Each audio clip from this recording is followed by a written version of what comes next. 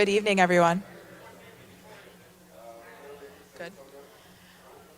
We're going to give it about 5 more minutes to see if we get any more stragglers coming in from class. And if you are here this evening and in the back, if I could just encourage you to move forward so we can make this a little more intimate.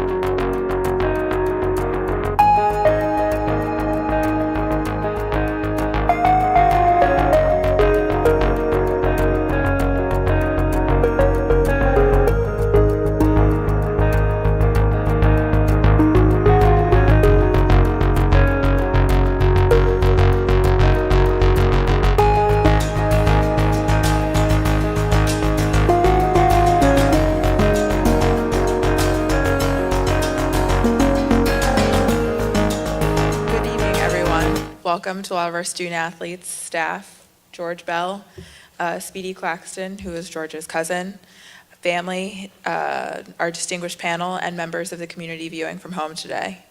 Welcome to our Race and Equity Forum, and our very first one that we've had in person since COVID-19. As a reminder, we are all here to listen and learn. With that being said, we ask that you silence your phones and utilize them only to communicate, to ask questions to myself, as I will facilitate those questions, and so they remain quiet for the evening.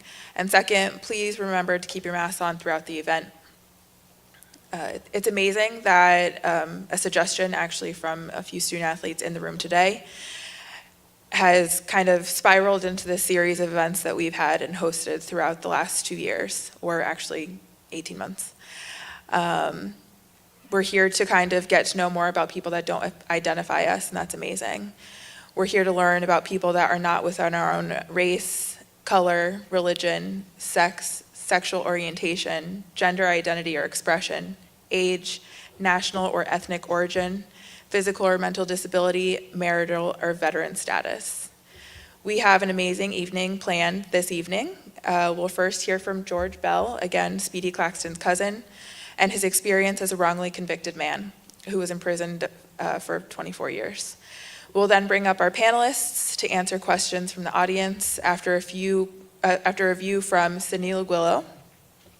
Our panelists this evening are Sergio Arguetta, the Strong Youth founder, Richard Paul, a previous program participant and current intervention counselor with the Strong Youth, and Professor Abrams from our own Hofstra sociology department. Again, I'll be fielding questions to the panel this evening and accepting questions from the audience via text message, and that includes those of you at home that are streaming this now.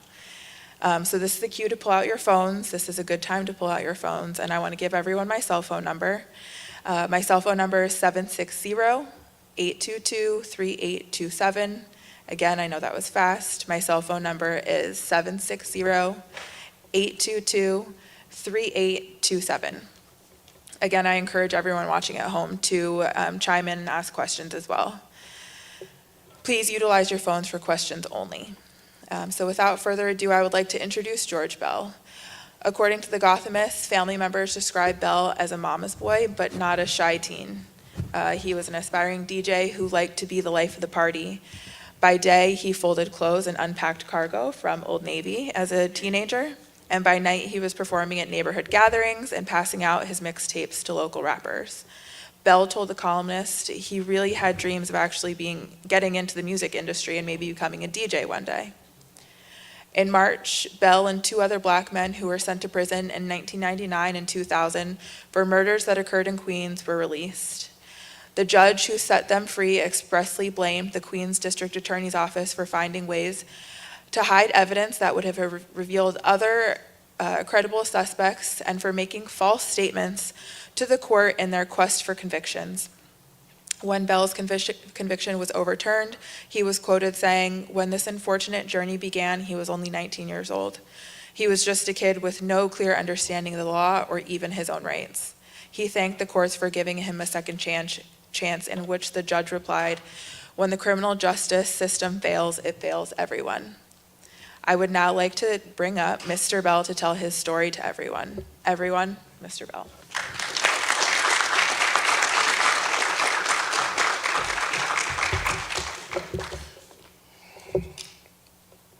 How's everybody doing today? Good. I want to thank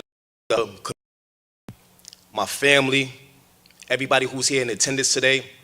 It's not about the crowd that's here or a large capacity. It's about the message that's delivered today. Sometimes they say less is best, so that's what we're going to focus on. Today I want to focus on life and how your life can change in a blink of an eye. I want to focus on how life is precious. Love your loved ones.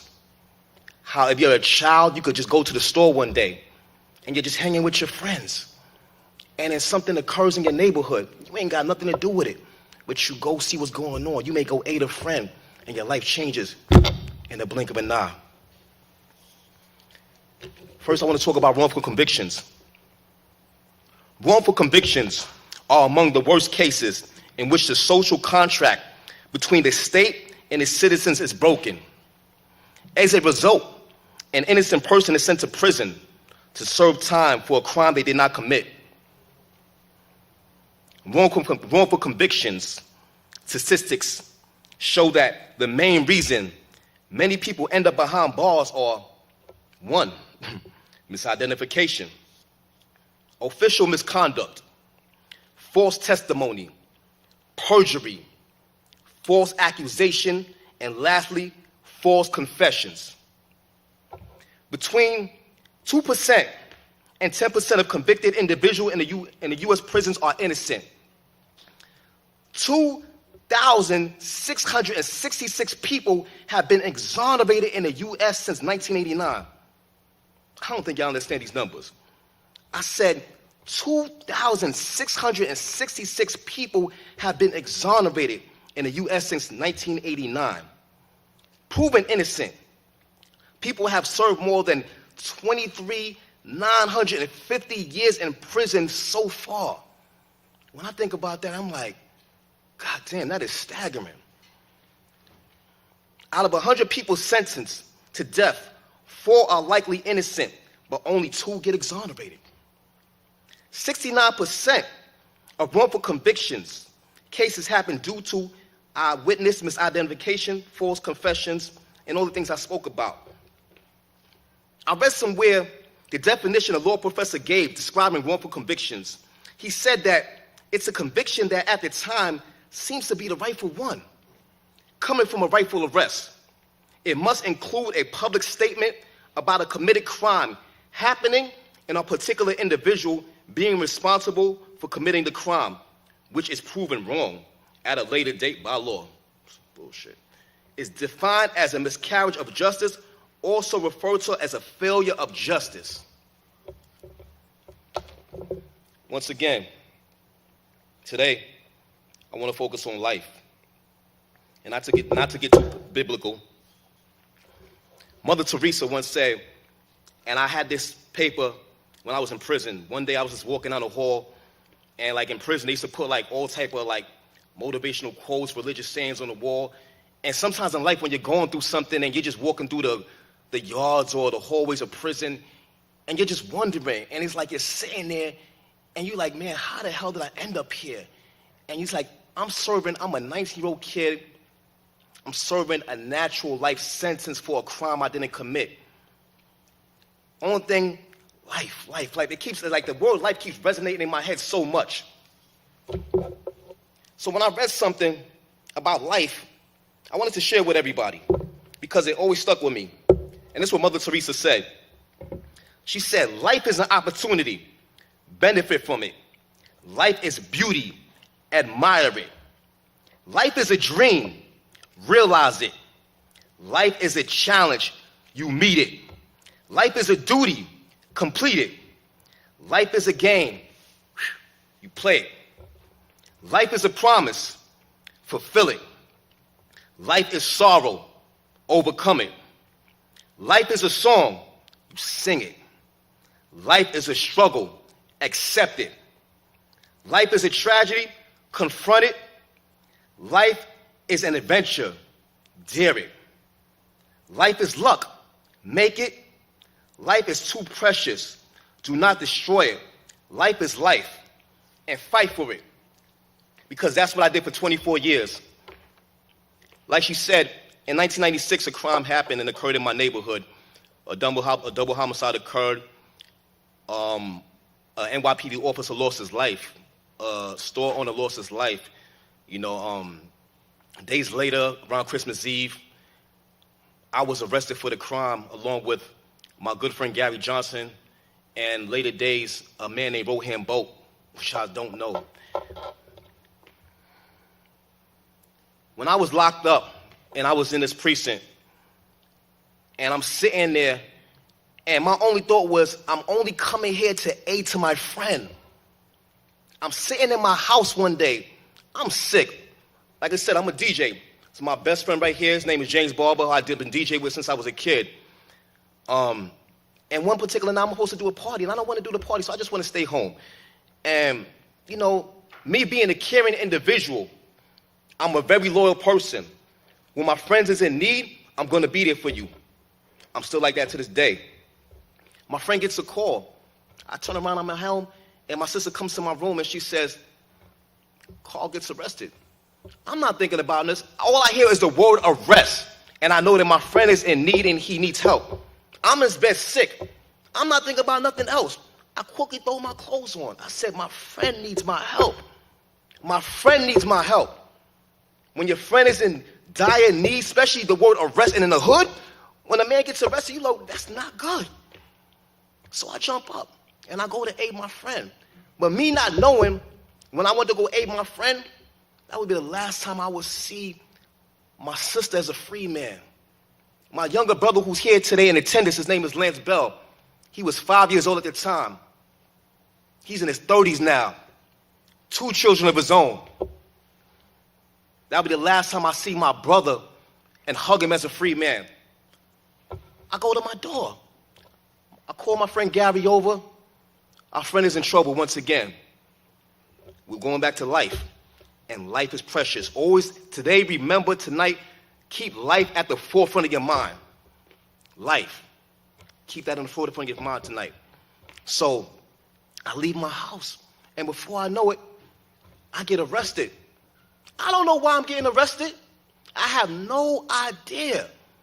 I'm not committing no crime. I'm not out there slinging no drugs. I'm out there shooting nobody. I'm just a normal kid living my life, DJing, folding clothes, being happy, being a mama's boy, and loving being with my family and hanging with my cousin Speedy. That was my life. And in 1 second, my life altered. I found myself in a precinct, not the one in my neighborhood. The first thing, I'm being accused. They said, you killed a cop. I'm like, you got the wrong man. I said, just imagine you're at home and you're in your bed. You're in your bed just relaxing, you're sleeping, you have a flu. And 1 minute, you're in a precinct and somebody's in your face saying that you committed murder and you killed a cop. How would that sit with you? Many of us grew up watching The Twilight Zone. I remember I grew up watching The Twilight Zone. And I said, man, maybe this is like a cruel joke, or at the time I felt like I was in The Twilight Zone. But for 24 years, I lived The Twilight Zone. For 24 years, I'm in this precinct.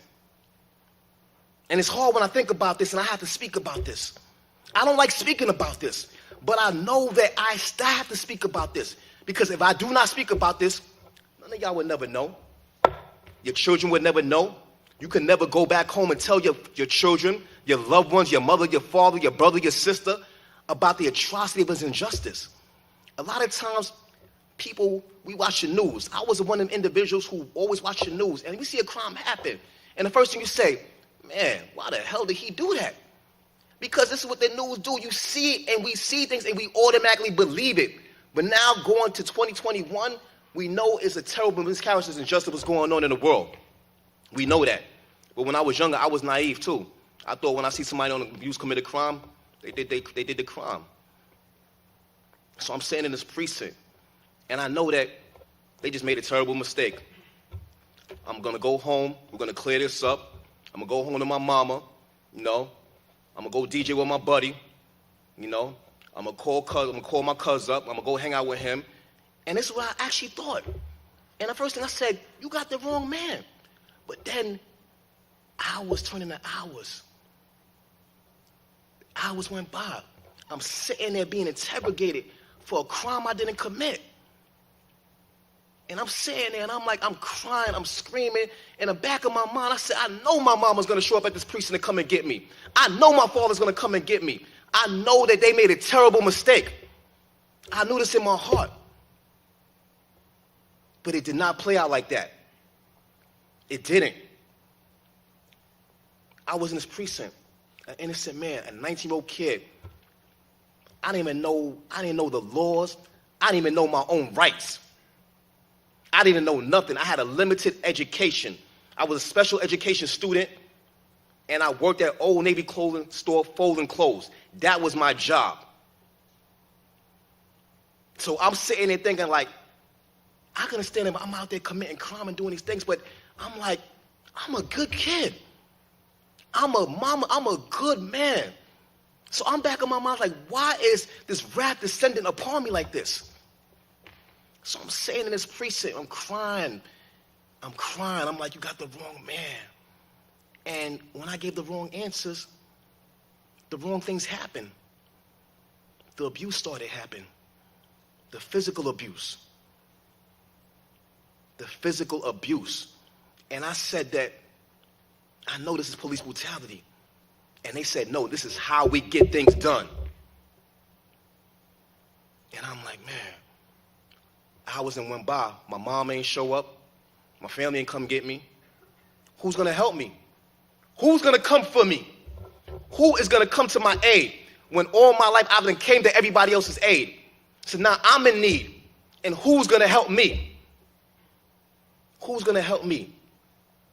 So I'm sitting there. And after hours went by, I'm scared. I'm in fear. I'm crying. And I have a detective keep pounding on me mentally, verbally, saying I committed this crime. So after a while that I was a skinny little kid, I only weighed 150-something pounds with long hair. After a while, I'm scared. So I said to myself, I'm going to say anything he want me to say just so anything can stop. Just so I could go home to my family. Maybe I thought in my mind that I can go home to my family if I say what he wanted me to say. But it didn't happen like that. Like I said, I didn't know the law. I didn't know my rights. I didn't even know what capital murder meant. I didn't know that capital murder was the highest charge in the land. And me being a 19-year-old kid, when I confessed to a crime I didn't commit, I was facing capital murder. By the time the damage was done, it's a man here today, my lawyer, my family friend, like my uncle. His name is Mitchell Denniston. He's here with his family.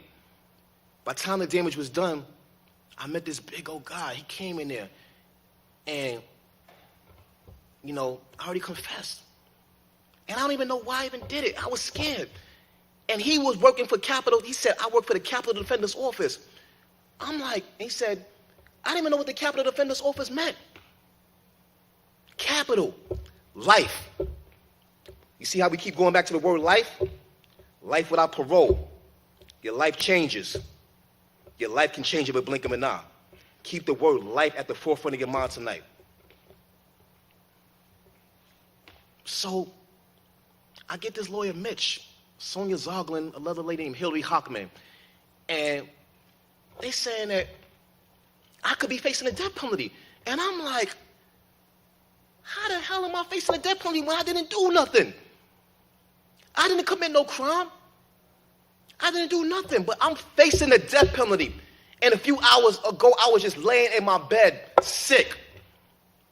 I remember when this crime happened, it was all over the news. I remember watching it on TV. And the first thing I'm saying on my mind is, kids, we in the neighborhood, we talking about 96. When you see crime, that was like the big thing in the neighborhood. When you see things like that happen, you like, man, whoever did this shit, man, their ass is going down, man. And these are things that go in your mind. But you would never thought that it can happen to you. Life, it can change in a blink of an eye. And it happened to me. So now I'm facing capital murder. You know, I'm all on the news. They calling me a crybaby cop killer. You goddamn right I was crying. I cried because I was facing injustice. I was crying because I missed my mama. I was crying because I was not supposed to be there.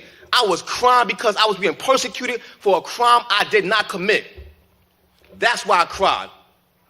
So if you get locked up for something, or somebody accuse you for something, you ain't gonna sit there and poke your chest out and try to act all gangster, act all macho about it. You're gonna cry because that's what an innocent person does. They cry. They cry because they've been served the injustice in life.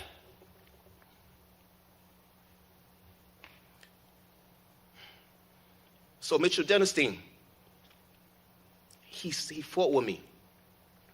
And we went against your 800-pound gorillas, biased judges, biased DAs. And this man fought.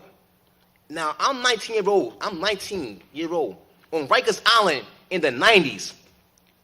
My cellmate was John Gotti's co-defendant. I'm like, what the fuck? I'm like, this shit is real. World does here. So I'm sitting in my mind, I'm like, I'm placed in CMC Max. I don't know what CMC Max means, but all I know is every day I turn on the news, all I see is my face on the TV. Every paper I see, my face is on the paper. The face of evil, crybaby cop killer, all type of names. The mayor giving all type of accolades about me.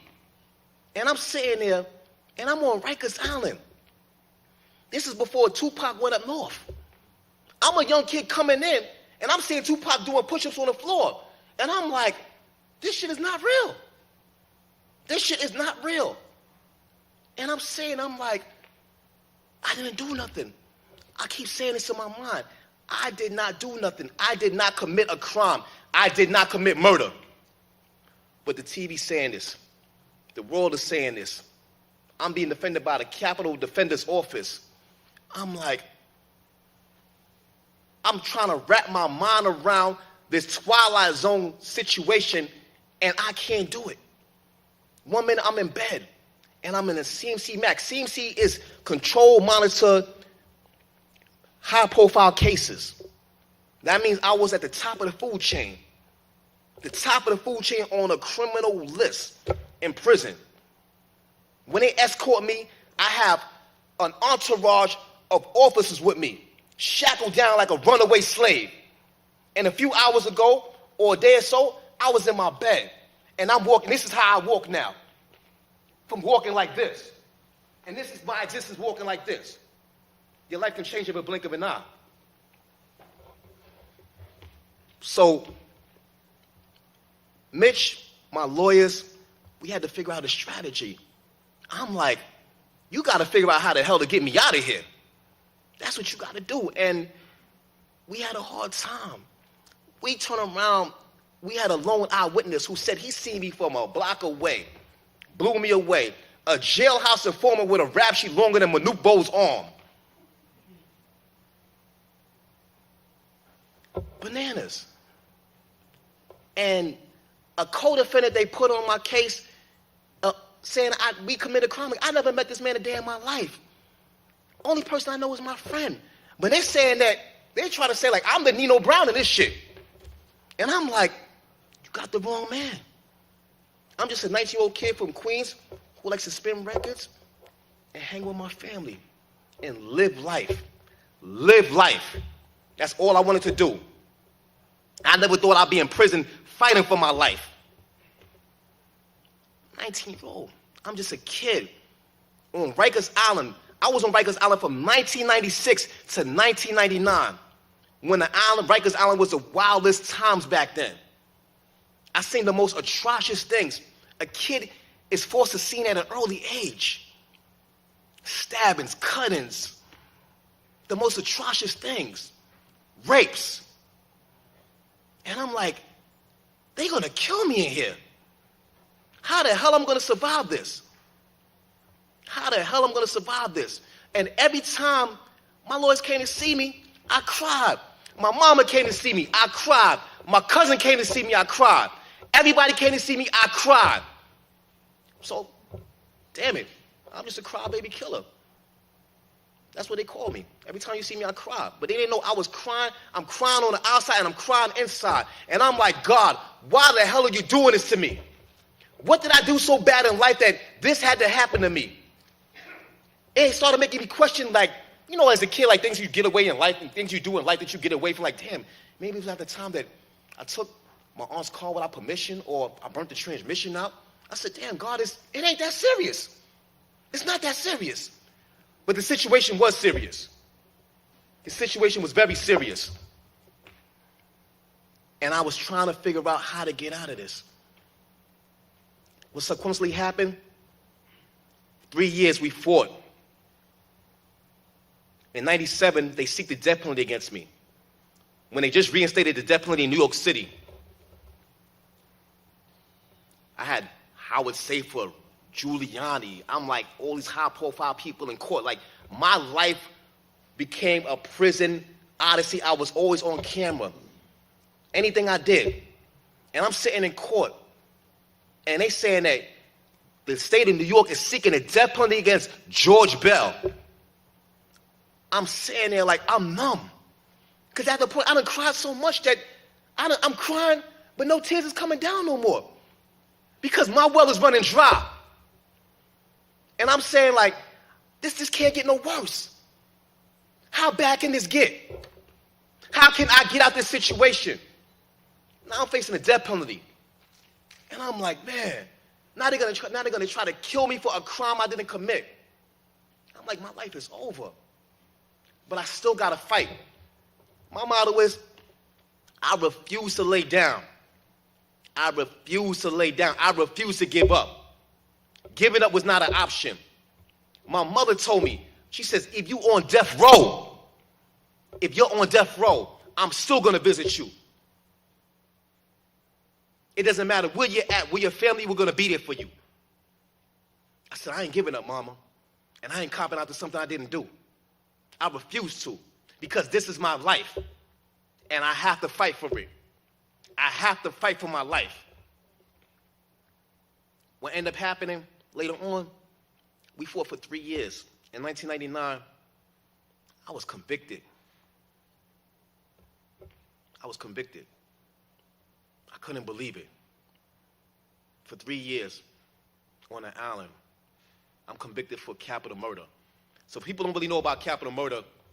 Once you're convicted, you have to go to a penalty phase.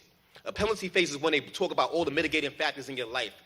You have to have like all the people who say you did good things, whatever. Basically, they have to come up there and beg the courts not to kill you. In layman's sense. I had to go to the penalty phase. I had my lawyer's boss come and tell me, cop out. So I'm like, all right, cop out to what? They're like, natural life. I said, man, you out your rabbit ass mind. I said, I ain't copping out to that. I'm not doing that. Get out of my face. I'm not doing that. I'm not copping out. I refuse to cop out to a natural life sentence for something I didn't do. That is out the question. That's not happening. Let's keep the trial going. Because in my mind at that time, I said, if I get the death penalty or I get natural life, I'm still going to fight. It doesn't matter where I'm at. I don't give a damn if I'm on the moon. I'm still fighting to get back to earth, to my family. Because that's when you have determination and you know in your heart that you've done wrong. And you says, you know what? I'm going to fight to get back to my family. And you know how that fight took 24 years. A 24-year fight. The day I got convicted, my mother, she jumped up and ran out the courtroom because she refused to see her child get persecuted for something he didn't do. I always had that scene in my mind. And that thing ate at me for so many years. She couldn't see that. She couldn't see a lot. She couldn't see them lay their hammer down on her child. No parent wants to see that. Nobody wants to see their family member get persecuted for a crime they didn't commit. Much less, now they might lose their life for a crime they didn't commit. The gravity of that weighs so heavily on you. So heavy. The day I got convicted, my friend, my lawyer, came in that bullpen. He told the officers, open the gate. Open the gate. Mitch, you remember that day. He said, open the gate. I'm sitting in the middle of this bullpen. I'm numb. I'm just sitting there. I don't know what to do. I don't know if I can go right or left. I'm just sitting there like, my world is over. But I got to keep fighting. But when you think about it, you're a young kid and you're facing the death penalty now. The stakes then went higher. Michigan came in the cell and he scooped me up in the biggest bear hug and we cried. I broke down and I cried in his arms. And he says, I'm not going to give up on you, George. I'm going to fight for you. I'm not going to give up on you. That hug alone is like a socket in a battery. It gave me energy. It gave me life. It let me know that we're going to make it through this. I don't know how we're going to make it through. We didn't have no blueprint. We didn't know what we was going to do, but we know Mitch knew I was innocent. I knew I was innocent. His family knew I was innocent. My family knew I was innocent. For 24 years, we fought. We fought for 24 years. Along his journey, I met another individual, another man. His name is Peter Fiorello. He's here tonight. A retired homicide detective who was familiar with my case. It's a funny story. I remember, I think it was like around 2012 or something like that. I got mail one day, and they should know, the first thing he said, listen, he said, hey, I'm Peter Fiorello. I'm a retired homicide detective. He says, don't bullshit me, just tell you a story. I said, oh, they trying to line me up. I said, Ma, cops are sending me letters in prison, Ma. They still after me, Ma. They still after me. Says, you know, I go call Mitch. Mitch says, don't answer him. Don't answer him. I said, goddamn right. I ain't answering Mitch. I ain't going to answer him. So, you know, Peter, he reaches back out again. And I'm like, damn, this guy he's sending me another letter. He says, don't bullshit me. Then he says, I know you're innocent. I'm like, oh. I said, now we're getting somewhere. Now we're getting somewhere. So I told Mitch about it. So we reached out to Peter, and Peter says, I know you're innocent, and I know the cops was involved in your case. And he says that I got involved not to take the case apart, but to congratulate the officers. He said, but the more I started digging, the more I started seeing that it didn't add up. It didn't add up. So he kept digging. And you know, like a dog who has a bit in his mouth and he doesn't let it go? That's you, Pete. Pete never let go. I said, man, I got somebody else on my team. I said, shoot, I'm locked up for the death of an officer. Now I got a retired homicide detective fighting for my life. Fighting for my life. I have more people on my team now. I have more hope. Along his journey, you know, Peter's digging, Mitch is digging. And, you know, I went through all the appellate attempts. I went to the highest court. And every time I went to a court, they rubber stamped me. Denied. I'm like, man, I ain't do this crime. And every time they kept denying me, it's like that glimmer of hope started fading. And it's like you're in a room. It's like you're in a room, and you see this iron door, and the iron door is like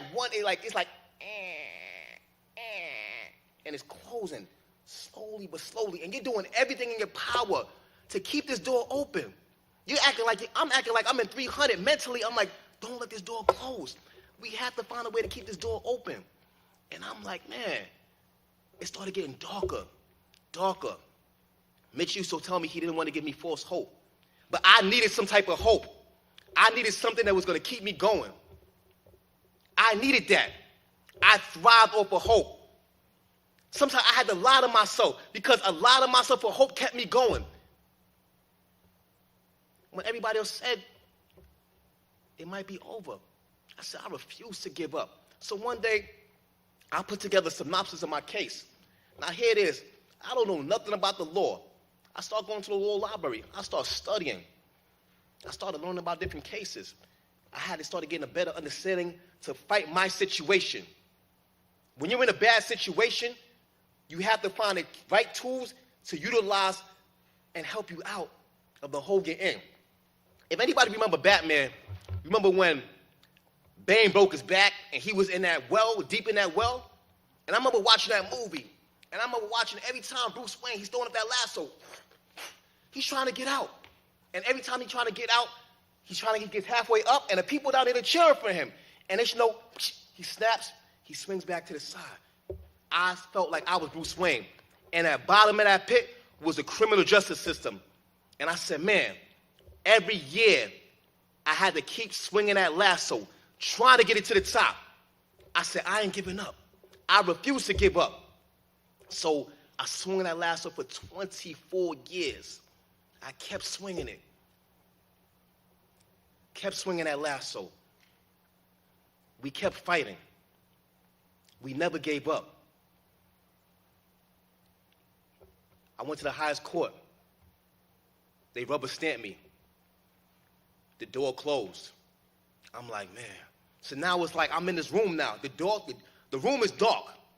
And I'm sitting there. I have no light. Mentally, I have no light.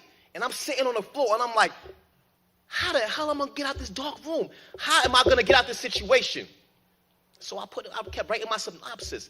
I'm sending thousands of letters home with my family. My mother is going to the mailbox every day with stacks of envelopes, and we're sending them to lawyers, law professors. My brother's networking for me. My friends is networking for me. I said, we're not giving up. Even though the room is dark, like a blind man, you may not see something, but it's like Braille. You feel. You feel. And sometimes you have to feel your way out. You have to feel your way out. And sometimes when they take one sense away from you, the other sense become more stronger. So that's what I did. When they took that away from me, I had to go utilize a different tool. And we kept fighting. So years went on.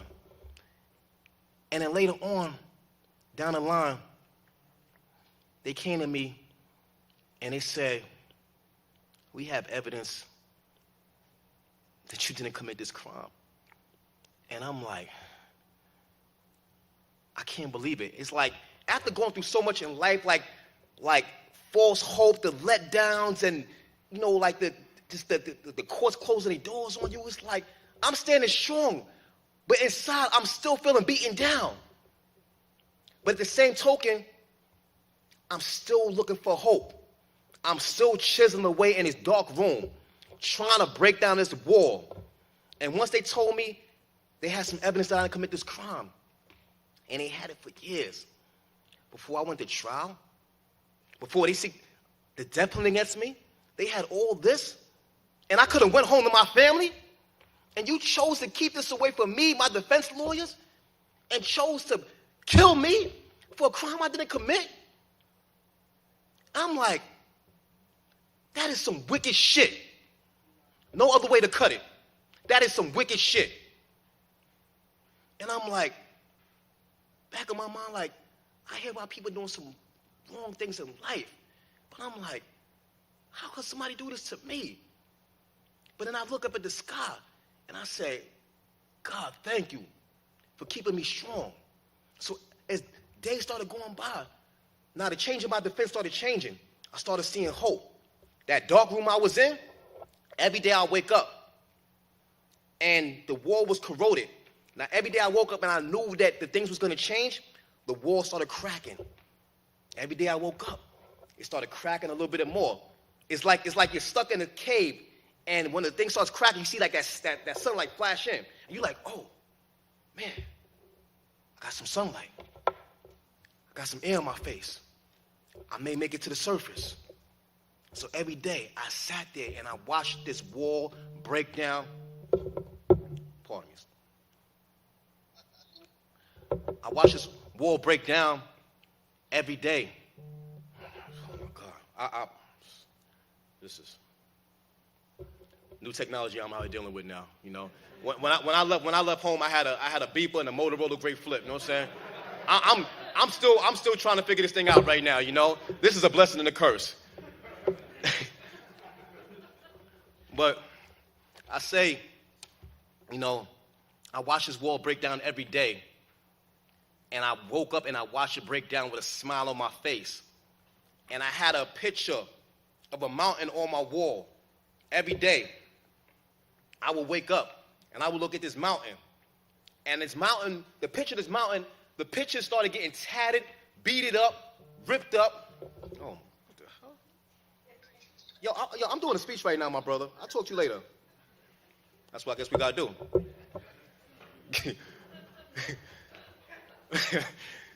But at the end of the day, I watched this wall break down. And every day I used to look at the top of this mountain. And after several cell searches, I kept taping back this poster with this mountain. And I said, I have to reach the top of this mountain. I have to reach the top of this mountain. And I said, every day I woke up and I mumbled it to myself. For years, I mumbled it to myself. Today I'm going home. Today I'm going home. Bell, what do you want? Child, yard. I want to go home. I go home. I want to go home. I kept saying this every day. They bypassed me. I used to make a joke to the officer. What do you want, Bell? I want freedom. He said, well, we don't have freedom for you today. I said, well, you're going to have freedom for me one day. Every time he kept driving by, I kept saying the same thing. 24 years, that was my mantra. I'm going home. I'm going home. I said it's submission every letter. Every letter, I said, I pray for the day I'm going home. I know I'm going to go home. I said it to my family. I said it to my brother. I said it to my cousin who came, who was in the NBA. And this man, I'm facing capital murder. My cousin, Speedy Claxton, my brother, my twin, still came to court supporting me. Drafted to the league. First year in the league. Came to see me. I'm like, I go on the business floor one day and they're like, there's a white Bentley in the parking lot. I'm like, all right, so what? And so, I get on the business floor. They're like, oh, Speedy Claxton's your cousin. I'm like, yeah, so what? I don't know he's coming to see me. I'm thinking about just watching him on TV, sitting in myself on my black and white TV, watching my cousin shake out on the court, watching him go against Michael Jordan. Somebody we idolized growing up. Blew me away. Playing with Allen Iverson. And I'm fighting for my life. My cousin's out there living his life. But yet he was in the NBA and still came back to check for me. Gave me that hug and said, I ain't forget about you. And you're going to get through this. Blew me away. And every time he got off, every summer, he came to visit me. Came to visit me in prison. In the NBA. That is love. That is commitment. That is belief in your family members' innocence. That is belief to know that I'm going to get out of this. So now, we finally got this evidence and everything together. And they come and tell me, you have an opportunity to go home. And March 5th, this year, I was in my cell once again. Same officer. It's funny thing about the same officer. He comes by to my cell one day. Now he's coming with a smile today. He says, oh, Bell, how you doing? I was like, what's up? He's like, you got freedom today. I was like, you goddamn right. You goddamn right today I got freedom. Because that was my mantra for 24 years. I went down. I had a hearing. In a facility where I was housed from 2001 to 2021. The same facility. They have a courtroom down there. Because of COVID times, we couldn't really go down to court and things like that. So now, I'm going down there, and I'm putting on some clothes, and I'm sitting there. And I'm in this facility for all these years, so it's like I'm like a old piece of furniture around there at this time now. Like, everybody knows me, I'm like Grandpa Bell, whatever. It's the point that when you're in the prison system so long, where you see rookies became sergeants, sergeants become captains. You see people raising rank, you start seeing the kids come and work in there. And for me, that was embarrassing. That was some embarrassing stuff. So you turn around, you see their father locking you in. Then one day, their son is locking you in. Then one day, their daughter's locking you in. And I'm like, damn, I've been in jail too damn long. Where the kids is growing up around me, and the kids is locking me in now. That is, mentally when I think about it, I said, man, I went to prison. I had hair on my head. Came out with a bald head. I was in prison. I had COVID. I caught COVID in prison. Fought for my life. On a hospital bed, can't breathe. Waking up in the hospital. Damn, they feel like I'm on my deathbed. Feel like I'm fighting the devil. And I'm in there, and this is subconsciously before I got released. Now I'm laying up in the hospital fighting for my life. Now I have an opportunity to go home. And now I'm stuck with COVID in prison. And I'm like, man, my skin is going, I can't breathe.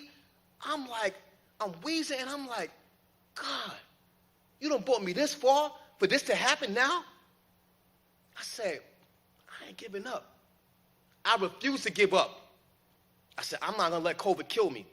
I went up there with a good friend of mine. I woke up one day, I seen a black garbage bag on a gurney going past me. That was my friend. Blew me away. To this day, it still troubles me. To be up there fighting like that, I said, man, this is another test God has given me. And I said, I'm going to overcome this. I said, I have to continue to fight for my life. And I continue to fight. I overcame COVID. It took me some time. And, at the same token, I said that once I got around COVID, I got back on my feet. I rehabilitated myself. And I said, I'm ready to go see this judge. And when I got released that day from Green Haven, was the most beautiful feeling in the world. I'm downstairs in a basement area where the correctional officers get dressed at. I'm down there putting my suit on to go home while they putting on their clothes to go home. I said, man, you can't make this shit up. I said, God damn, man, you can't make this shit up. So the same officer that I know for several years, and here's the thing about it. In every branch of law enforcement, you have good officers, and you have bad officers. You have good people in life, and you have bad people in life. Then because a person has a job does not equate for them to be a bad person. Because of something somebody else did on their job or in their branch doesn't fall back on them. But unfortunately, they get the brunt of that stuff. But I was in that facility for so many years, and I developed the most beautiful relationships with sergeants, lieutenants, and they started rooting for me. The day I got released, they was down there clapping for me. Sergeants, lieutenants.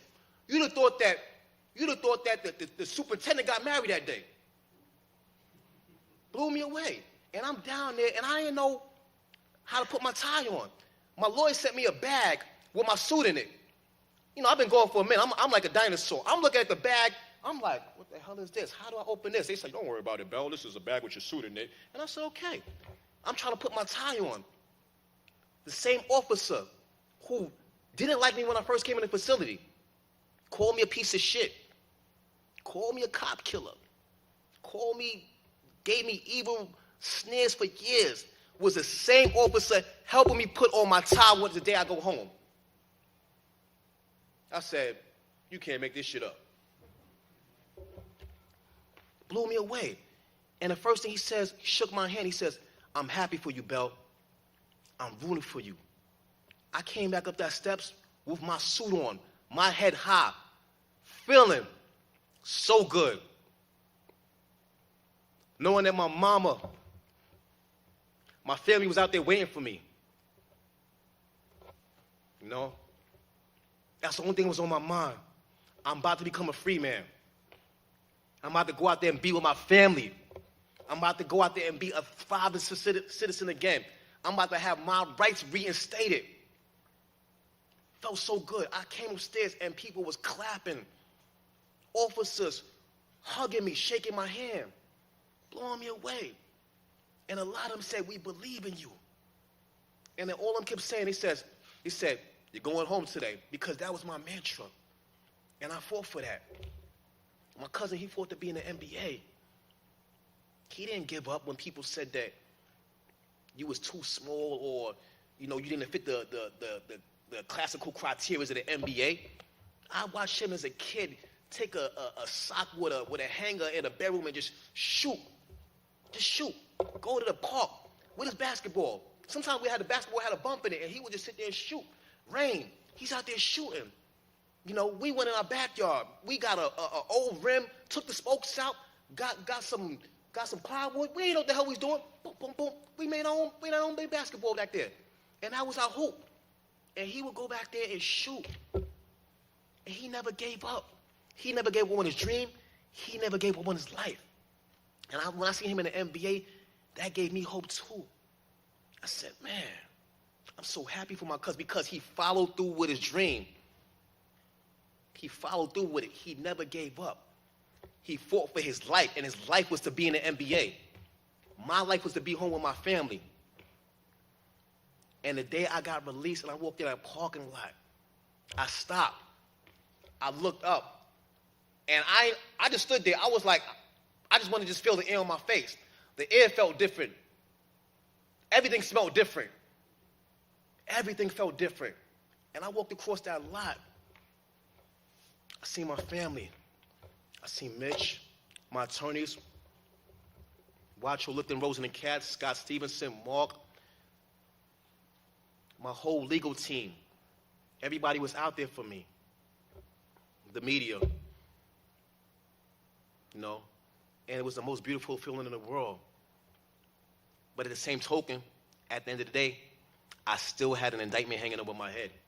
I was free, but I still had a pending indictment hanging over my head. But that wasn't my concern. My concern was, I'm out. I'm happy. I'm with my family. The most beautiful feeling in the world. I gave Mitch the biggest hug in the world. I remember later on watching that same hug on Channel 11 News. My friend, he's never given up on me.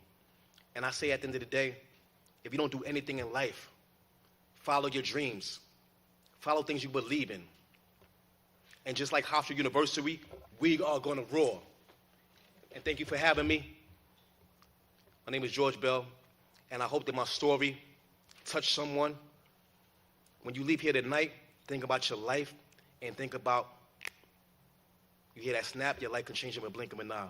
And I thank you for having me and listening to my story and my plight for justice. And I'm out here and I'm thriving and I'm freedom waving and I'm cold loving life. And I'm going to continue to work and do God's great work right now. Thank you.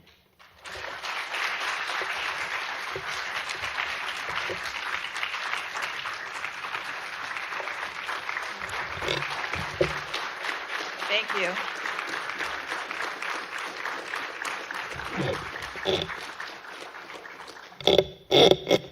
I hope 24 years was worth seeing your cousin coach for us as well.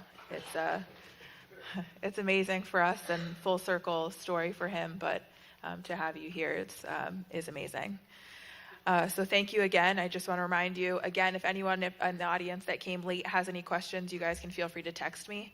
My cell phone number, I'll go very slow, is 760-822-3827. A few of your fellow student athletes have it if you need it. So now, that we have Mr. Bell in his seat, we'd like to bring up our panelists. So if the three of you could come up with us, we would love that. Right next to Mr. Bell will be Sergio Arguetta. Sergio is among the most influential community activists here on Long Island. He's the founder and board chair of Strong Youth, Inc., which is STRONG as an acronym for Struggling to Reunite Our New Generation. It's one of the leading gang prevention and intervention agencies in the Northeast. In his time at Strong Youth, he is the attendance coordinator, away from his time at Strong Youth, he's the attendance coordinator at Uniondale High School and adjunct professor at Adelphi, Millersville University, and St. Joseph's College. And as of September 2019, Sergio is the dean of students at Uniondale High School. He's also involved in various community organizations that I could not list on this because it would have taken too long. But that is why I stated that away from his time from Strong Youth, because he does a lot within our community. Next, I would like to introduce our very own Professor Les Abrams. He's from the Hofstra Sociology Department. Professor Abrams recently was a presenter at the 116th American Sociological Association virtual annual meeting, where he participated on the section on economic sociology and one of their roundtables. He specifically spoke on cultural values, identity politics, and the struggle for meaning in public policy in August 2021. Professor Abrams teaches here at Hofstra again, and he is a professor to a few of our student athletes in the class of race relations in the United States. He also teaches contemporary society, work in global economy, race and ethnicity in the United States, political sociology, and social inequity. Last and certainly not least, we have Richard Paul. He is a previous Strong Youth participant and current intervention counselor, and he will actually be giving his own introduction today. If you all want to grab your mics, they're currently off, so I will go ahead and help you flip at least yours on, Rich.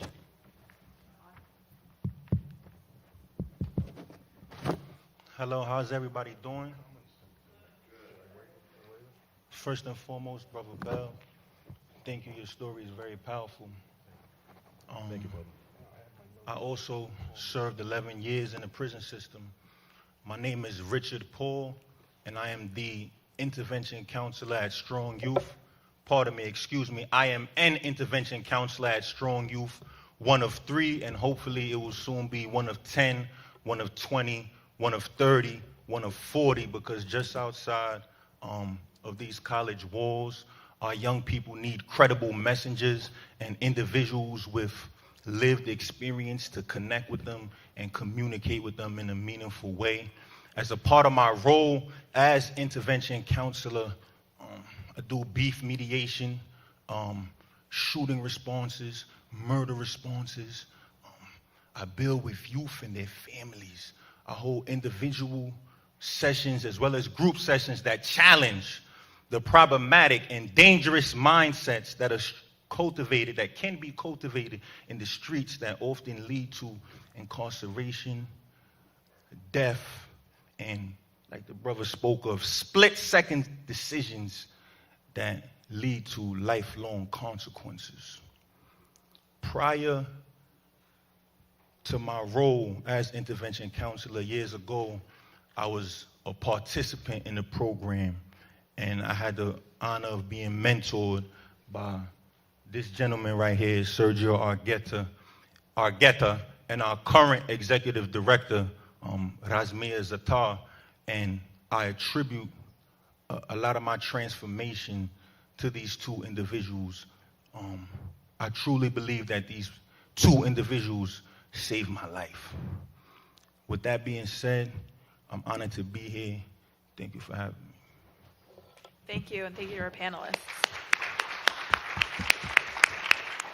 So I will give you a couple minutes to kind of settle in.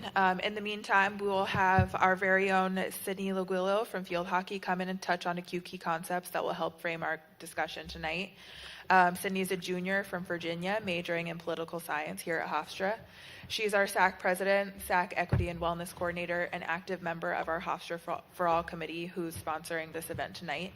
Sydney has utilized the skills and concepts that she acquired last year when she took part in the Colonel E. David Voysick Jr. Esquire Pride Leadership Academy to help guide our department to be a more open and equitable environment. So it's my pleasure to introduce Ms. Sydney Laguillo.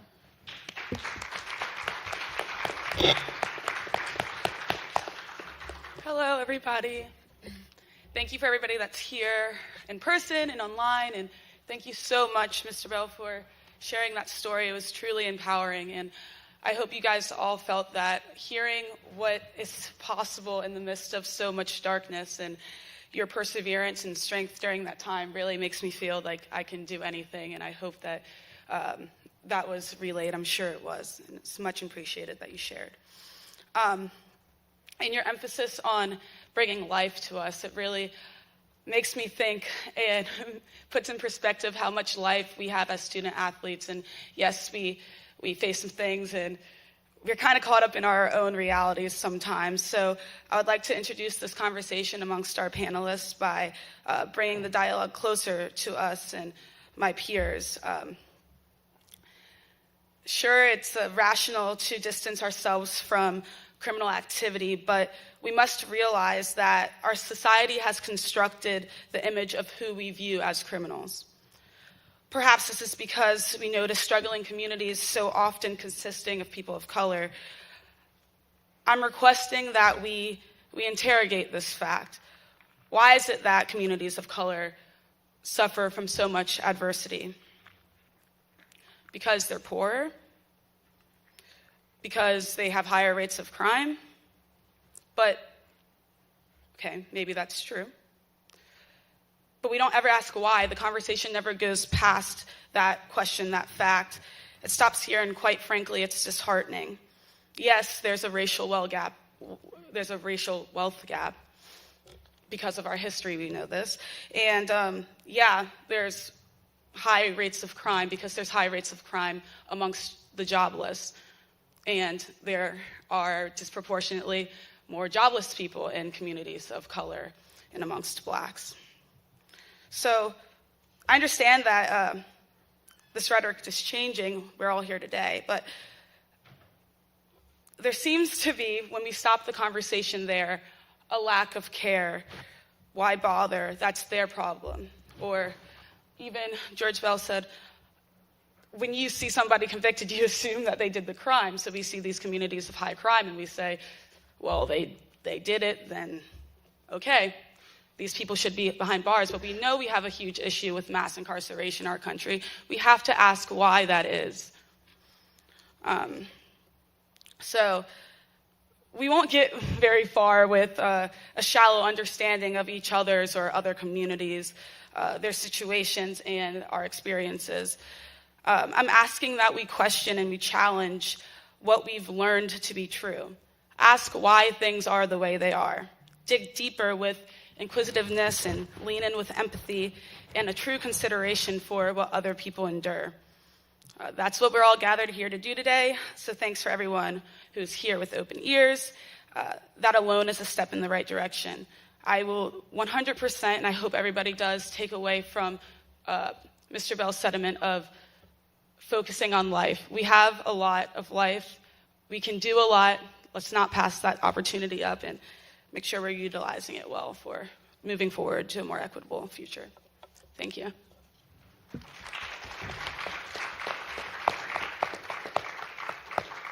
Thank you, Sydney. Before we begin, Professor Abrams would like to come up to give a few follow-up statements and notes. Professor Abrams?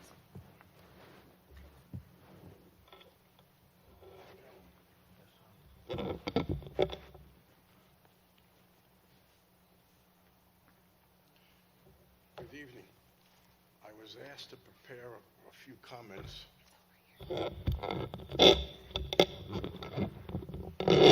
What can you say after that?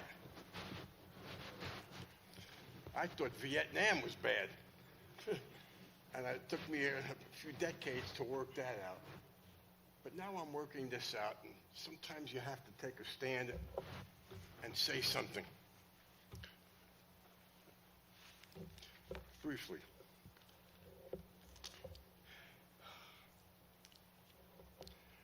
I am honored to be here. Let me get to it.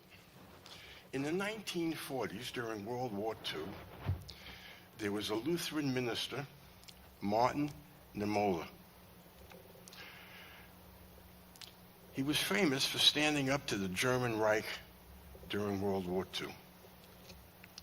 Famous quote, "First they came for the socialist, and I did not speak out because I wasn't a socialist.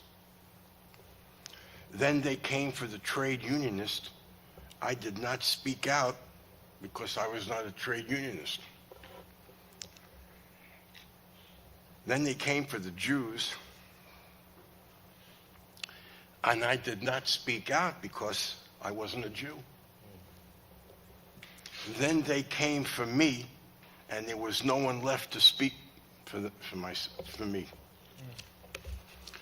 So, a few comments. Confronting this injustice, I have a sense of revulsion, apprehension, and uneasiness at the center of my being. The total lack of concern for someone's humanity. I had to take a stand here. For not doing so, I would feel compliant in this travesty of justice. Standing before the state, falsely accused, is the epitome of the definition of violence. What we are witnessing in evidence by the presence of Mr. Bell is the subordination of the individual to the system, the state, the committee, the old boy network that has established itself in our nation. There are some injustices in this land, whether the remnants of the 3/5 compromise that was written in the Constitution, the dehumanization of people of color, Plessy versus Ferguson, 1896, when the Supreme Court established separate but equal doctrine, relegating African Americans to second-class citizenship. That year alone, there were 188 lynchings of former freed slaves. What I say to my class now is, the Supreme Court, we've all heard about the Supreme Court since 5th grade. That's where you're supposed to go when your back is to the wall and when you're seeking justice.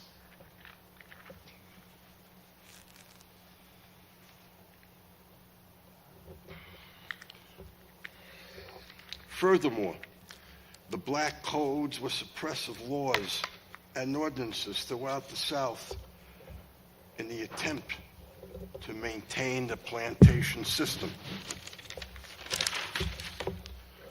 The infamous Dred Scott decision in 1857, in which Chief Justice Roger Taney penned the majority opinion, stated, and I quote, "Yeah, I don't believe this. This is the Supreme Court. Black people were not and could never be citizens of the United States. And furthermore, blacks were inferior and had no rights that a white man was bound to respect." Close quote. A racial hierarchy, black subordination to white supremacy emerged law by law, ordinance by ordinance, passed by the powers that be. Tonight I am bearing witness to an injustice. There is more. Injustices that puts profits before people. We have prisons for profit.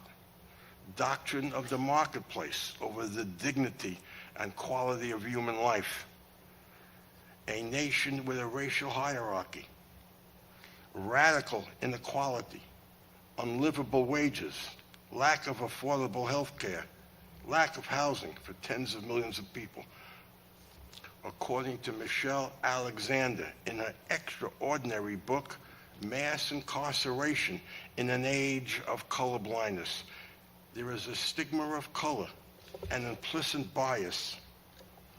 And instead of improving schools, she goes on to say, we build high-tech prisons for profit, known as the prison industrial complex. The jails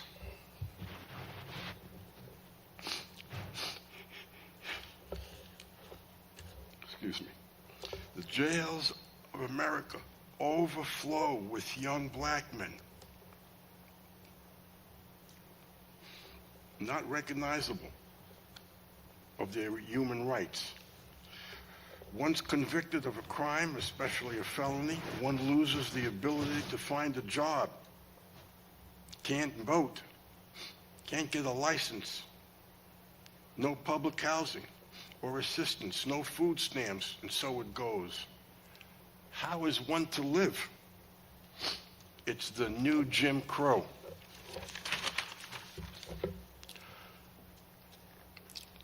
The United States is the world's leader in incarceration. There are more than 2.5 million people in prison, a 500% increase in the last 40 years. Black Americans are incarcerated in state prisons across the country, 5 times the rate of whites. Dramatic racial disparity.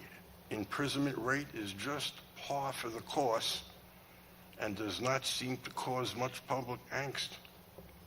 Hopefully that will change. Afro-Americans are 13 to 14% of the population, yet fully, tonight as we speak and sit here, 33% of the Afro-Americans are dealing with the criminal justice system. That's criminal in and of itself, a third of the population. Pardon me. There are, I get worked up.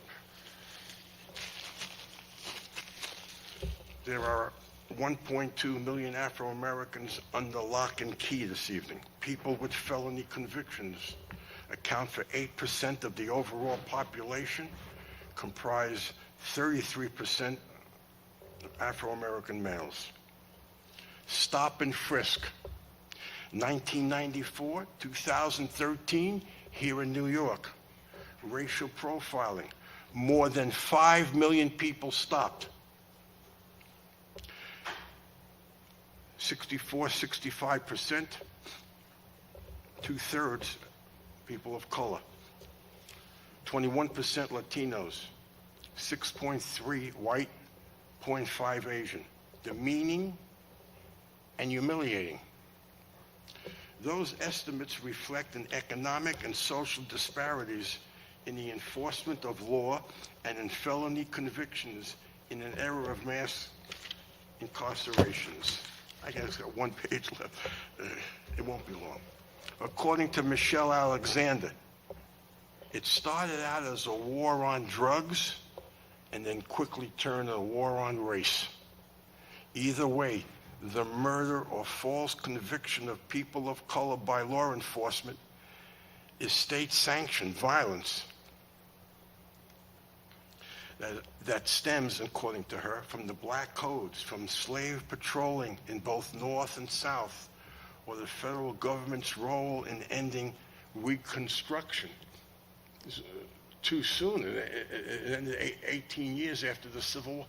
It was political pressure to get the government out. And we still have political pressure. The local boys like to run the show. It all has to criminalized and, incapacitated black people rather than provide justice. It perpetuates and maintains a caste system. In conclusion, I just have to add a comment. I find it fascinating, really disgusting actually, that there are 1,000 characteristics about a person.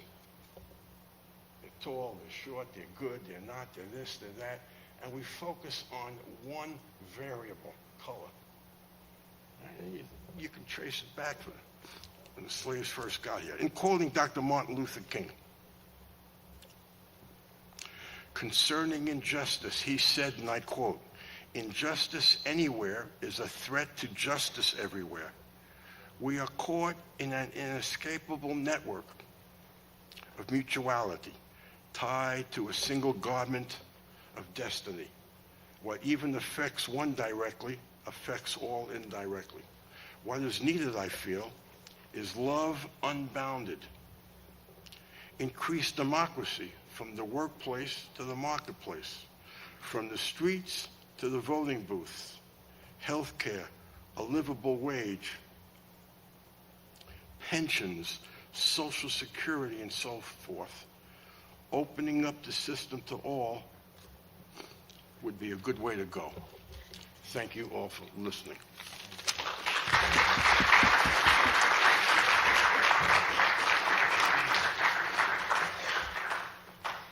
Thank you. We will now transition to our question and answer segment, so thank you for those who have submitted questions. The first question is actually a great segue, I guess mostly for the strong youth. We heard a little bit about the school-to-prison pipeline. How can we as a community mitigate those occurrences? Buenas noches, good evening. I gotta tell you, it's really hard for me to just sit here and be quiet. I grabbed my phone, and as Brother Bell was talking, I was looking up the things he was talking about. I don't know how many of you, I'm 43, brother, so. 44. So, the examples that he was giving was as if he was caught in a time capsule. Whether it was a reference to a movie or a character or his experiences. First off, the biggest challenge and the biggest elephant in the room that people don't want to talk about is white supremacy.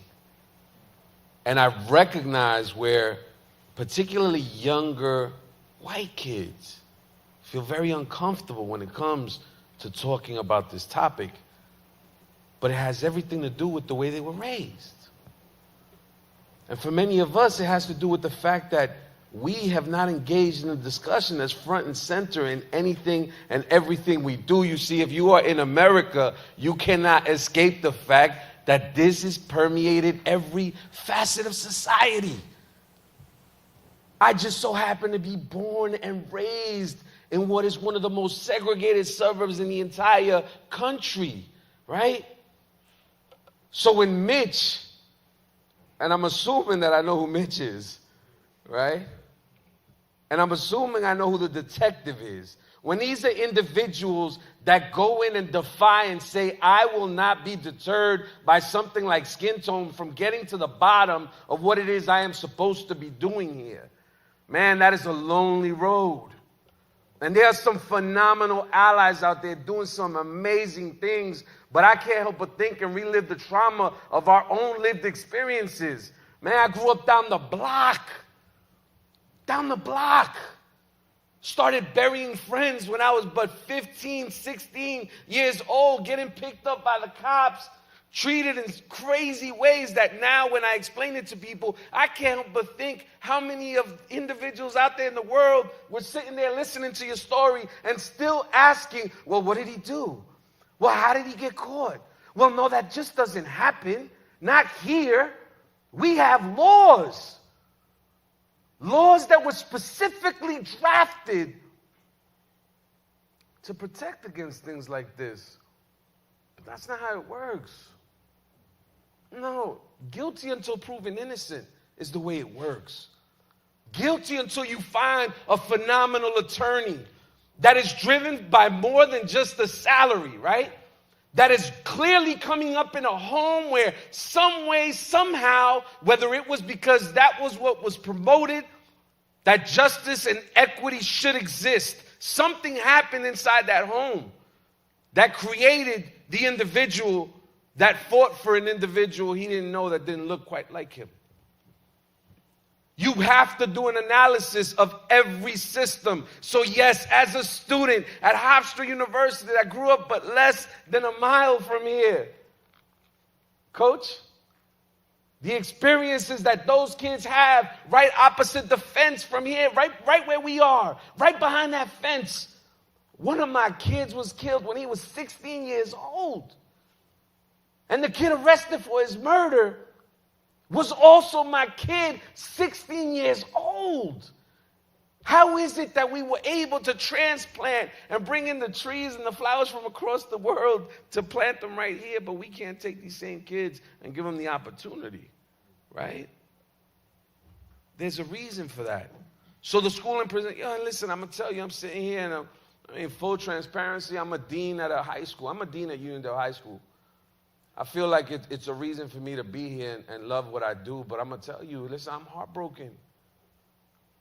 Every day I see white supremacy, a white supremacist system. I don't see white supremacists, right? So I want to be real clear, especially since it's on camera, right? I want to be real clear because there are people that love to create confusion, right? Blue lives matter, right? What? In response to Black Lives Matter, the response is, it's an affront to all cops. No. When they say there are bad teachers out there, I don't take it personal. I'm not a bad teacher. When they say there are bad nonprofits out there, I don't take it personal. I know the work that Strong does.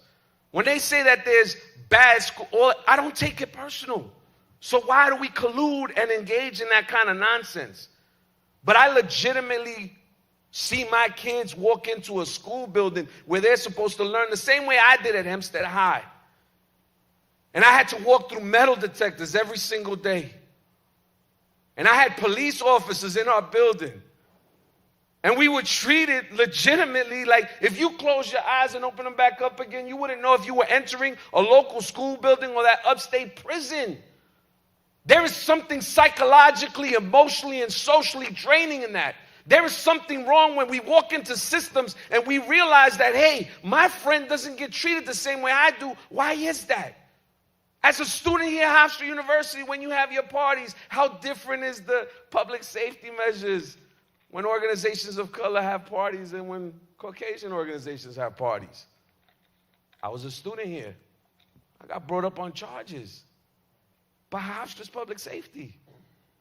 At 27 years of age, when I had I was one semester shy of a master's degree, I walked into a diner with 3 friends, one who worked for the Department of Defense, after being honored And I was at the Majestic Diner on Old Country Road. And even though I was doing work in my community and I was known for what I was doing, all of the accolades at the state level, giving federal testimony in front of Congress, doing all these things throughout the state, these cops walked in and told us that we had to leave. And when I said, sir, call the manager over, I had nothing to do with that. He came over to me and he leaned in and whispered in my ear and said, if you don't get up, you're going to be real sorry about it. And sure enough, I was. Within 2-3 minutes, I was handcuffed, charged with criminal trespass and resisting arrest in a public diner. I had to go to court. I had to get a lawyer. My Mitch was Frederick K. Brewington.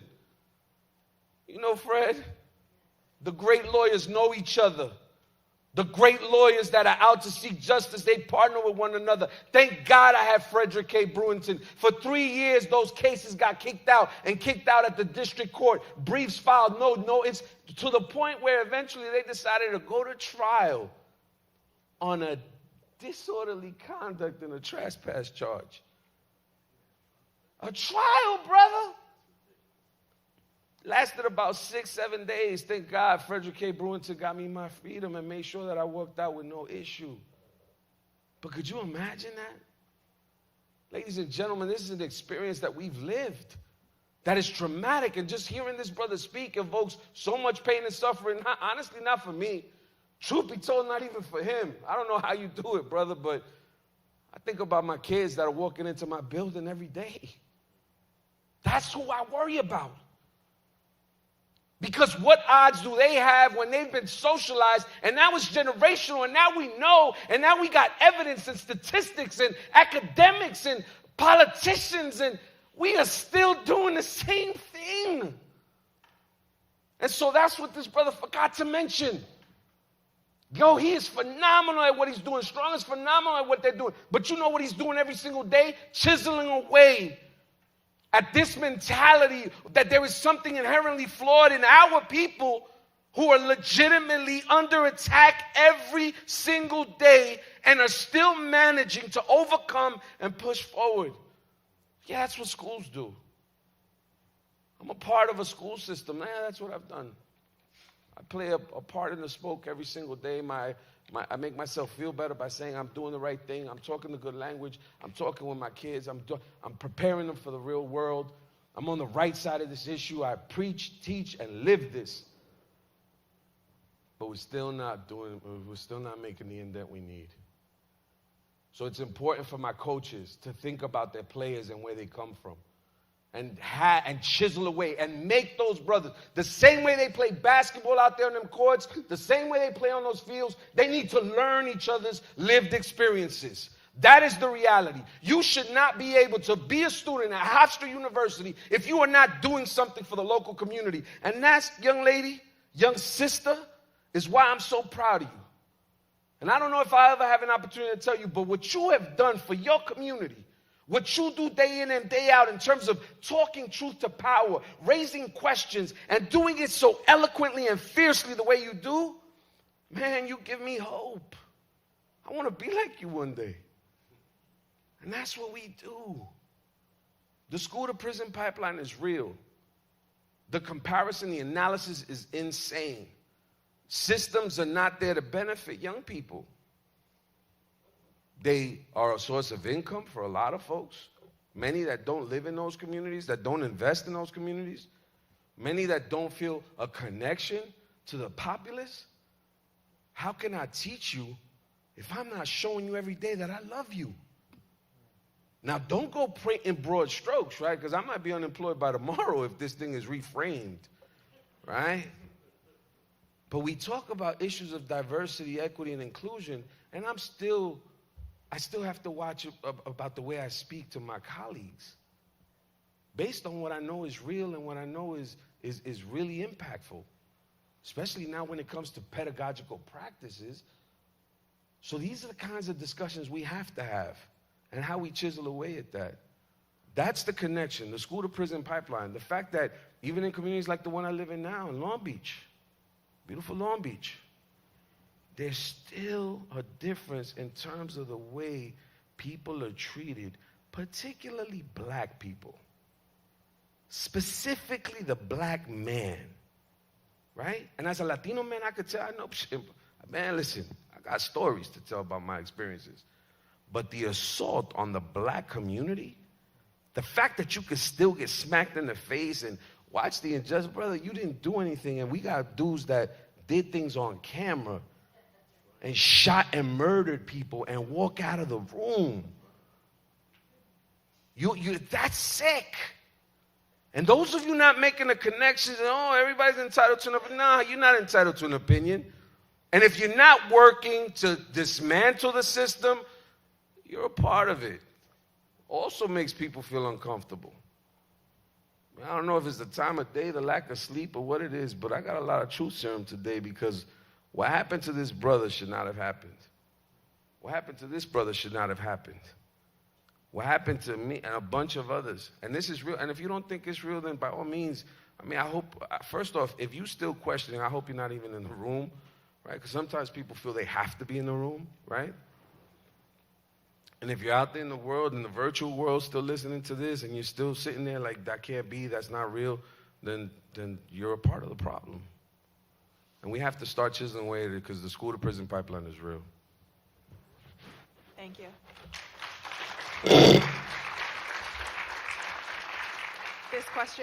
This question came in twice, either being wrongfully convicted or even being a citizen that actually serves their time and comes out of jail a free person.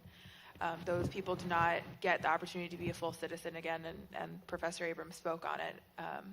So as you know, it's common for people previously in prison to be denied, again, housing, employment, social services, food stamps, and virtually being barred from the legal economy. It creates a compounding issue and chronic cycle of recidivism,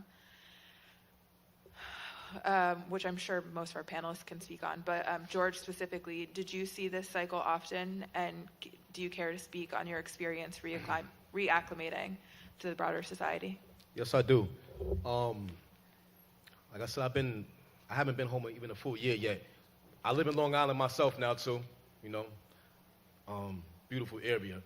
But even for myself, like, you know, I was going 24 years, and like a lot of times, like, you know, I had to learn a lot of stuff coming out here. My first day, I'm coming home, and I'm sitting on a van I'm sitting in a car with my family, and my father hands me his cell phone. So, you know, I'm looking at the cell phone, and I'm like, he said, well, how's your cousin on the phone? You know, Speedy on the phone. So, you know, they hand me the phone. I'm holding the phone upside down. I'm like, hello, hello, hello? And they like, Junior, you got to hold it right there. I said, how the hell is he going to hear me? But I say this to say that, you know, it's a reacclimation process. For me, when I came home, I went shopping. I went to Sunrise Mall, and they asked me for my email address. I don't even know my email address. I'm giving this guy straight cash. I'm like, why is he asking me for my email address? It's things that I had to learn coming out here. I had to learn. I'm still learning. I had to learn to use a cell phone, learn how to text. We live in a world of social distancing now. When I was in prison, they said social distancing in prison is no social distancing in prison because you actually live on top of a person. So for me, I had to learn going into a store, standing on a certain way, you know, living in the COVID era, learning how to drive again. You know, I just recently got my license. When I first came home with COVID era, I remember when I first came home, because everything was still closed, I was walking around in society with a prison ID. I didn't have a social security card. I didn't have an identification card. I ain't have nothing. All I had was a prison ID. And I'm going somewhere. We went bowling somewhere one day. And when we went bowling, you know, I don't even know how a new identification card looked in New York now. So I remember we go bowling, and the guy, like, I show my ID like everybody else. I'm like, bam, what's up? So, you know, he's like, where's your reflector? I'm like, what, you talking about a sticker or something like that? You know, I'm like, so, you know, wifey, she's like, no, the ID has to have a reflector. I said, my man, I just came home. So, you know, he was like, well, you have to have an ID. I said, listen, I just came home. I don't have an ID, but this is an ID. And I had to carry this around with me. So for me, every time I went somewhere and I had to show my ID, it's like I'm out here, I'm free. But this ID that I had to keep showing anytime I go somewhere was like still an attachment from prison. It's like you're here, you're home, but we still got a string on you. You're going to be reminded. When you're in prison, your family could bring you clothing from home. But at the same token, the only thing they say, you could wear a shirt, your own shirt, but you have to wear our pants. I said, it's still a reminder. So like I said, it's a process. But the same token, if you have good people around you, supporting you, showing you how things work, it takes time. You have to have patience. You have to have patience. You have to be willing to learn. You have to adapt to the way society is now. And like I said, every day I'm still learning. And like I said, yes, these things do happen. Thank you. So going back to the relationship between joblessness and crime in the community, from a previous strong presentation that our Sydney Laguillo was present for, and as Michelle Alexander has stated, they emphasize it's not the amount of guns in the neighborhood that dictate crime, but rather the number of schools, jobs, and opportunities to build a life on. And when there's scarcity of those things, that fosters crime. Sergio and Rich, do you mind just touching on the work that you do and how you steer youth away from violence to promote a resilient community? Absolutely. I'm going to start joblessness, and I'm going to transition into working with the youth. And right quick, I'm going to tell a story that I've never told before. While I was working at Strong, after I'm putting in pain for my community day in, day out, I say, let me see if I could try to. Excuse me, if you see me wince, I got back problems, so don't pay any attention to that. I said, let me see if I could find some employment to try to make some more money. So a friend of mine is working at Home Depot. And he says, bro, they're hiring like crazy, right? He said, people are leaving the job every day. It's 1 million positions open. Come down and fill out an application. So I go and I fill out the application. I come dressed well. I've done 1,000 mock interviews before. The interview goes great. The gentleman tells me that I have the job. He says, it's nothing too crazy. The only thing you'll be doing is bringing boxes from the back to the front. He said, one last thing. I just need you to fill out this paper right quick. Do you have any felonies? If so, what felonies? Give a description of each felony and what happened. Do you have any police records to go with that, right? And after the gentleman told me that I already had the job and I would be starting next week, I handed that form in, and I never received the call back. So I had a job. I had a means of income, right? I was fortunate enough to have a full-time job. But what happens to the brother that doesn't? That paid his debt to society and is trying to create a new life for himself. This is what Michelle Alexander was speaking about in the new Jim Crow, when she said it went from slavery to Jim Crow and mass incarceration. And these felonies, right, they stop you. They make it almost impossible for upward mobility in this society that is created today, right? So now let me transition into the work I do, the work we do. Let me stop saying I, because first and foremost, it's no I in team. I work with an amazing team, which includes an intervention case manager and a mental health specialist and amazing leadership and partners. The work we do, in its simplest form, is love, it's support, it's care, it's relationship-based, right? We take the time to get to know the young people in our community, get to know what they like, get to know what they don't like, right? Get to know certain problems that they may have, certain issues that may be going on in their lives. We take the time to get to know their families, right? Because how can I give you advice? How can I mentor you when I don't even know you?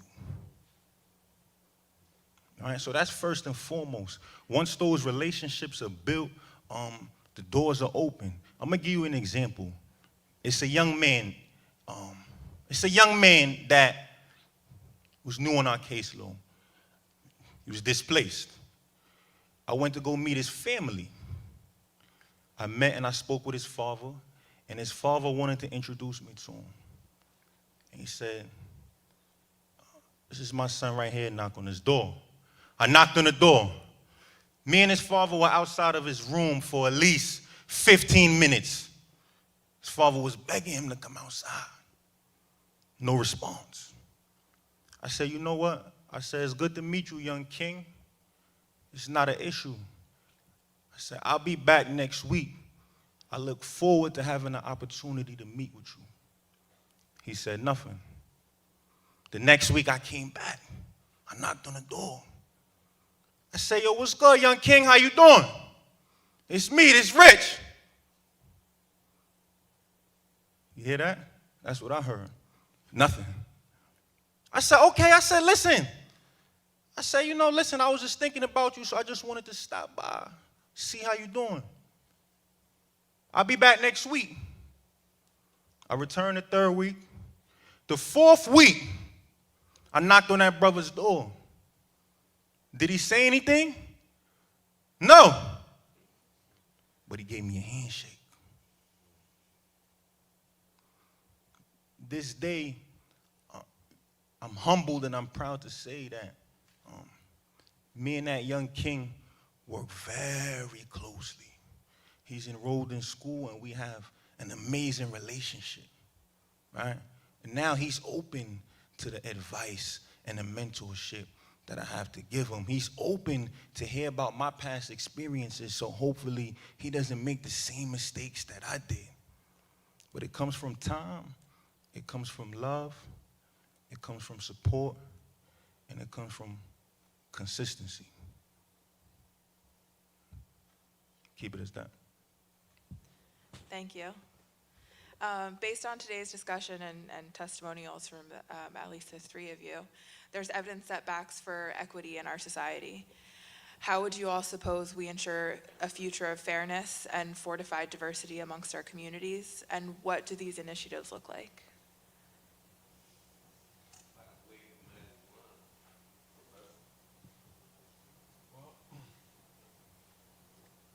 Coming from an immigrant family, we had to stress livable wages, putting food on the table. So when anyone asks me a question like this, first thing is show me the money. Second, we talk about democracy all over the world. We need to increase democracy in the workplace. We don't need all this globalization. If there was collective bargaining and stronger unions, the 1% or the Wall Street or the banksters couldn't get away with this. Democracy needs to be widespread, and they're fighting tooth and nail not to spread it.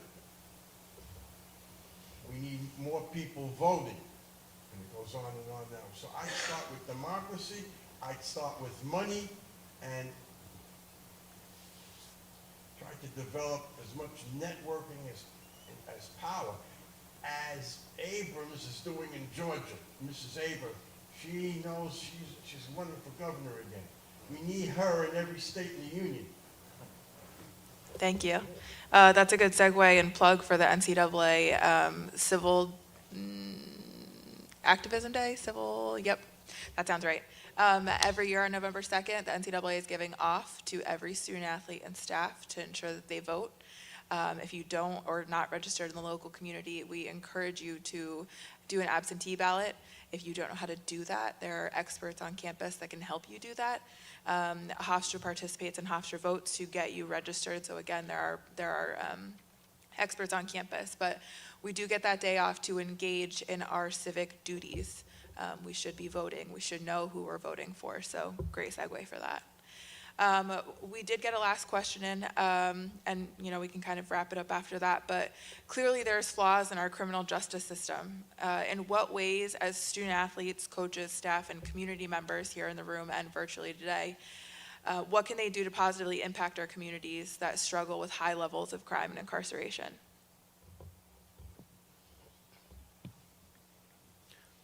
First of all, what you have to do, a lot of times, you have to make your children aware. That's the first thing, make your children aware. This may sound crazy, teach your kids their rights. Because when your kids leave the house, they go to school. All kids have cell phones now. They go to school. Here's the thing, you don't want the teachers raising your children. You don't want the streets raising your children. I grew up in a community where you had single mothers.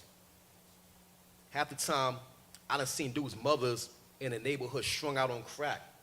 The father's in prison. Who's left to raise the child? The streets. I was in prison. You had a thing called a YAP program, which your brother knows about. The YAP program is called a Youth Assistance Program. And basically, every month, they would bring and I don't even like to even say this word, troubled kids. I hate that cliche, troubled kids. We place titles and everything on kids. Kids is not trouble. A lot of times it starts from somewhere, but you have to catch them. A lot of times these children are the spawns of the things we did in our neighborhood. The crack babies, the crack mothers, the drugs. Dudes in prison, especially myself, we tore our communities down for so many years. We became professionals at tearing our communities down, but we're amateurs at building our communities up. Stop being an amateur. You want to be a pro baller? You want to be a pro rapper? Be a pro upliftment of your community. Teach your kids their rights. Once you start teaching your kids their rights, everything else will follow. Teach your kids their history. I'm not just talking about black history, I'm talking about history in general. Here's the thing about it, we have technology. I remember I used to have to sit there, read books in prison. I read books for several years. Now it's like information is at the touch of your fingertips. It's good, but the same token, I feel like sometimes it forces kids, it doesn't really give them an opportunity, really dig and research at times too. But now that you have information at your fingertips that's more accessible, utilize it. That's all I want to end with.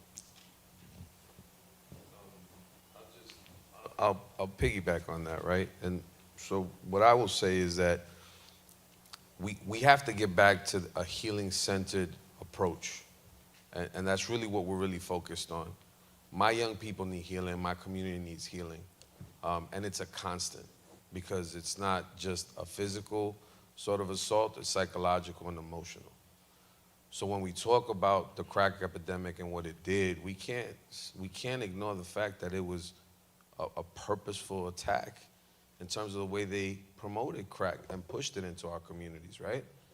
We know that they destabilized Latin America and, to run illegal wars. This is real now. They got Netflix on it. You don't even have to watch a documentary or read a book anymore. Now it could be education, that could be entertaining. In 10, 12 episodes, you'll find out how this country has legitimately, it's not that we're amateurs at building up our communities, that when we're building up our community, they're ready to set it on fire the minute you start building it, right? Rich has devised an entire workshop series on Black Wall Street, where he goes in and he's talking to young black and brown children about the beauty of their culture and how genius they are. But we don't see that in the books, right? So how do we do that, right? They're quick to pillage and burn down whatever progress we make. And by that, I don't mean clearly the individuals that are here. I mean individuals that benefit from division, that benefit from keeping us apart, that benefit from us seeing the humanity in one another. Because I promise you, when I think about my beautiful 7-year-old daughter and my 12-year-old daughter that I don't get to see every day, when I think about the 2,200 students that I work with every day, I know the odds that are against them. There's nothing innately flawed in them. They are beautiful. They are geniuses. It's the way that people sort of try and represent them they're phenomenal kids. We just got to tap into that. And we can't tap into that until we start healing. And I mean everybody, right? Because that's when you get down to it. Why is it that our community, why is it that some of us perpetuate the same evils that our parents did, right? Within our own homes. The way we talk to our kids, right? It's a lot of deprogramming we have to do. And when it comes out of your mouth, you have to, so it's introspection. It's really, and then who do you invest in? You cannot tell me that you are interested in really rectifying and addressing this if we're not talking about fair representation in the courts, man. You know, to get a good lawyer and really have a chance, like our legal aid brothers and sisters should not be living on, like they should not be looking for a second job at Home Depot after they have hundreds of $1,000s in loans that they have to pay back, and they're saying, I want to give back. This is my calling. This is what I want to do. But they shouldn't have to pick between that, between real justice and being able to feed their families, right? So we need to invest and start looking at these systems and the inequities that they create. We have to start thinking about how we offer scholarships and supports, right? Tying a kid up, you know, saying, yo, I'm gonna give you a scholarship for this amount or up to this. All you have to do is maintain a full course load, right? Of 15 credits, maintain a 3.5, a 3.3, but banking on the fact that we know this kid is gonna struggle and being able to maintain that. So the same way we go out and, you know, we do the promote. That was one of the reasons why I left at Delphi University. I was heartbroken.